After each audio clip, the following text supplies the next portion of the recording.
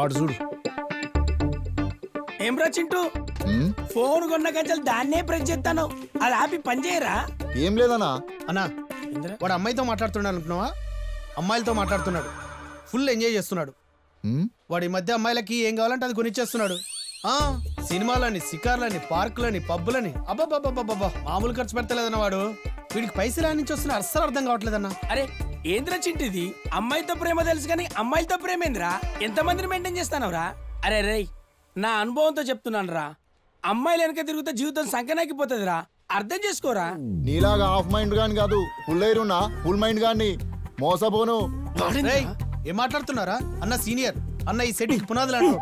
మనం top, seniors కి respect చేయడం నేర్చుకో, అర్థమైందా? ఆయన నాకన్నా వయసులో సీనియర్, వర్క్ లో నేనే సీనియర్. No respect. ఆ విషయం నీకు నాకే కాదురా, ఇక్కడున్న కార్లకు కూడా తెలుసు. నువ్వేం చెప్తావురా? అదే నువ్వు ఎదవి, నీకు రెస్పెక్ట్ ఇవ్వని చెప్తున్నా. అది కాదురా చింటూ, మనం కష్టపడి అమ్మాయిల ఖర్చు పెట్టడేంద్రా?